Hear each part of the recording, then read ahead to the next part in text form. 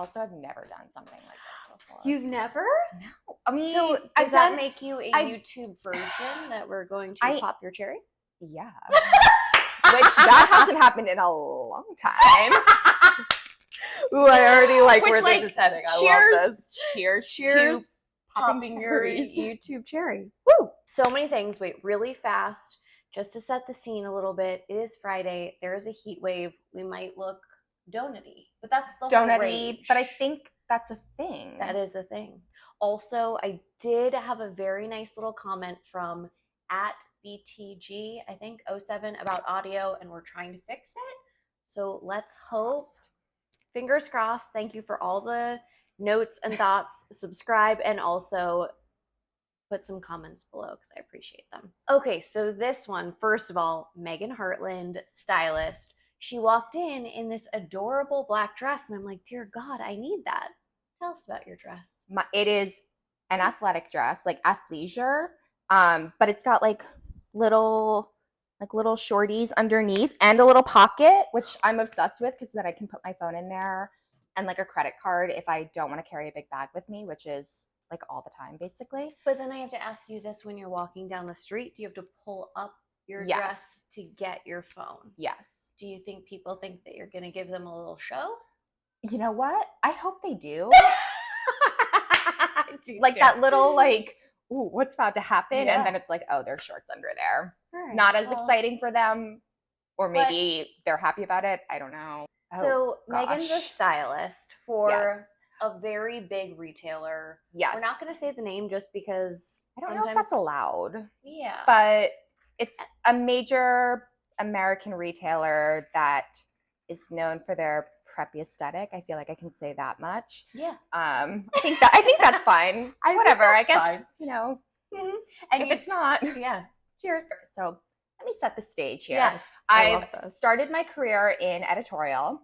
Okay. I like interned basically my whole college career at different magazines, Elle, and then a few others at Hearst, which is a major publishing house. Yeah. And then I went and got my first job at a very small luxury lifestyle publication called Du Jour. Yeah, that's amazing. Yes. And so I was kind of with them as an intern from like their get-go. Okay. And then they proceeded to hire me after I graduated college as a fashion assistant, which is a little bit of like that Devil Wears Prada. Like you work in the fashion closet, which is like such a dream.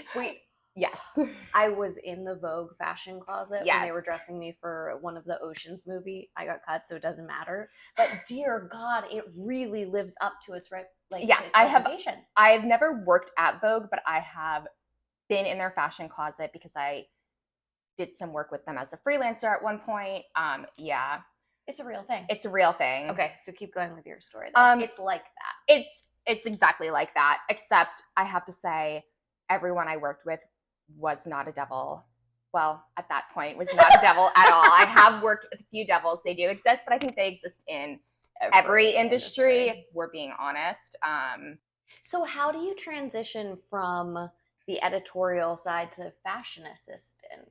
Well, so it is like editorial and fashion assistant because I was on the fashion side. I wasn't actually writing, which I think is there are fashion journalists, and we have a friend who is, several friends that's what they do. Yeah.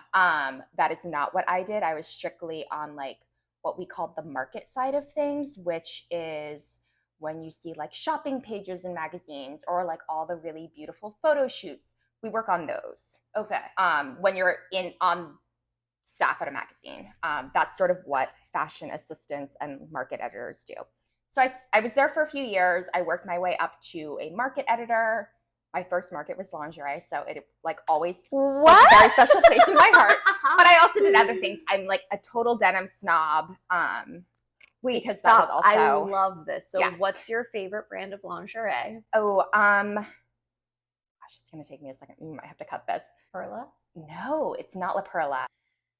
Should we look it up? I need to Google it. Wait, let's Google it. How much is it a piece? It's not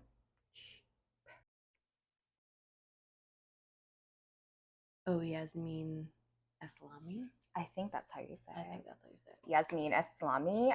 I'm Okay. not sure if I'm saying that correctly, but I Sounds French. think so. Yeah, sounds French. Correct me in the comments. Yell at me, French people, if you're watching. I Okay. apologize. What's the price point? Like, why do you love it? I love it because their like fabrications are really, really soft. I love like lace and mesh and all of that sort of those like fabrications in like bras and underwear. But sometimes, even from some of the nicer brands, I find that it can be kind of scratchy, which that's not We don't. that's like not that. comfortable. Who Why would wants we want that in the nether regions? Exactly. No. But I don't find her pieces to be that way at all. Like incredibly soft. Okay. Really comfortable. I would say the price range, it's definitely luxury. Investment, but It's nice. investment. Look, it is, I'm not going to say they're my well, no, I do. Actually, I do wear them often. But, you know, it's like when you feel like you need a little extra, like, Yeah. a little extra confidence. I love that. So then what is your favorite denim brand and why? I'm obsessed with, oh gosh, what's wrong with me today? Reformation? No. Mother? No. Frame? Nope. What's wrong with me? B-sides. B_SIDES. Okay. New York. Female founded, I think. And just, Ooh. they have everything from like your basic kind of straight leg, but then they'll have like cool patchwork that they'll do on it. Or and they also have like really great, I love their wide leg denim. I love it.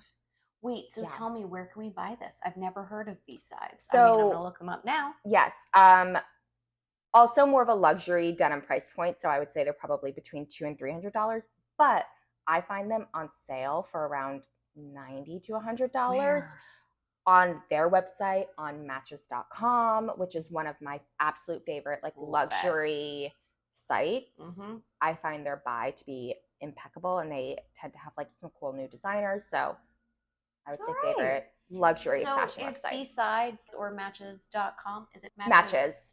.com or fashion? Matches. I think it's just Matches.com. I use their app though. So if any of you guys want to sponsor us, we're here for it. We're here for it. So as a stylist for these brands, you are responsible for styling the catalogs online, the campaigns. Like, what does that look like? So for the company I work for, they have 3 different, what I would say are brands or like companies within under the like umbrella. So I am the lead stylist for one of their companies, which is their lower price point brand. So it's much more affordable, which I really love because I do think that as much as I love luxury fashion, and that is where I started my career, it's less accessible. It's really not accessible to 99% of people. It's also and everyone deserves like everyone look and feel deserves to feel good. And I'm as much as I love my job and I love fashion personally, also if you don't, I think that's fine, and totally, you know, whatever makes you feel good. But I do think that most people, especially most women, when they put on that, like, I think the kids are calling it a fit these days. Wait, what are they saying? Like a fit, like, oh, that fit is good. Oh. Someone said that to me the other day, and I was like, oh, like what I'm wearing? And they were like, yeah, like your outfit. And I was like, oh, okay, they're calling it a fit. Oh my gosh. So which I'm probably very outfit. behind on that. Yes. Oh, right? I didn't. Yes, that is what they're doing. So what if we're like, oh, hey, I really like that out on you?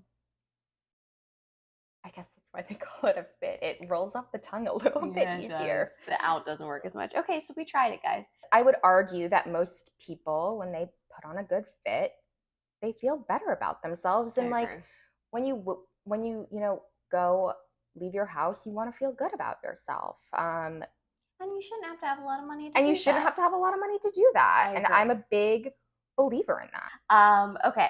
So how do you feel then that we are in the end of July, beginning of August, and you're shooting holiday campaigns? That's always been the case in the fashion industry, and I am actually like on the later end compared to like my design team who is already working on next fall, like fall 2024. If that's the case and you have all these designers from different companies designing like years in advance, Yes. how do the trends all align then? So each season, like for example, this summer the denim vest is like all the rage, yes. or linen vest, doesn't matter, but the vest, like the suiting vest, right? So if like Reformation and all these different brands were creating that years ago for this summer, how is everybody on board? How does everybody have a vest? So does someone talk about this? Is there like a behind the scenes conversation that goes on? I mean, I think, not to reference Devil Wears Prada again, but it is the accuracy of that monologue that Miranda Priestley gives towards the beginning of the film, where when she comes in about the blue, about the color blue, and I forget exactly what shade of blue she references, but it is true. It's like it goes from that like super high-end luxury and it kind of trickles its way down 1000%. There's also trend forecasting services that big companies have. But who's the one creating this trend? That part I don't know. So what do you do on your days off? Do you want to talk about dating for a second? Yes, we can definitely talk about dating. I was like, oh, I want to see if she'll be willing to talk about some like dating things. Oh gosh, of course. I'm actually an open book. You are an open book. That's why I was like, oh, if I can get anyone to talk about dating in New York, gosh, it's you. First of all, you gave us your favorite pants, bras, lingerie. What is your favorite dating app? I would say the one that I personally have the most, I'm going to put it in quotes, success, because I'm single, so but there's not that successful. There's still success in going on good dates. Going on good dates, and also like have been in relationships previously. Can I guess? Yes. Hinge. It is Hinge. Hinge, yes. And hot tip for any single straight men, or really anyone that's on a dating app, I don't care that your favorite food is tacos, or like put something like interesting or like a little bit controversial on there. Ooh, to like get a conversation going. Put like a fun, interesting fact, or like something a little controversial, or something that you what's something spicy or different than you use? I list my favorite karaoke song, which I think is always like a fun topic to talk about. And what is it? It is Spiderwebs by No Doubt. Ooh! You can't go wrong with No Doubt. You can't go wrong with No Doubt. It's also like kind of a hard one. So I do feel like most of the people that watch my videos are men. So from two women, what are things that what tips can we give men? I mean, first of all, if you're a straight male in New York City and not an asshole, you'll clean up. Keep me posted. Comment below. But no, I mean, real tips. Like, I think my thing is just like ask questions. Show interest. I feel like it's actually pretty easy. It's really not rocket science. I am also, I don't know if I can say the F word, but I effing hate the games. Which I feel like everyone says that, but then it's like they're still playing them, and I'm like, I'm not playing them. I don't care. If I like you, I'm gonna text you. I'm not gonna like wait an hour if I see your text, because if we've gone on several dates, you kind of know I always have my phone on me. I'm not always checking it. I am a big believer. Put your phone like at least face down if you're on a date. Agreed. Put it face down. Check it when the person goes to the bathroom. Yep.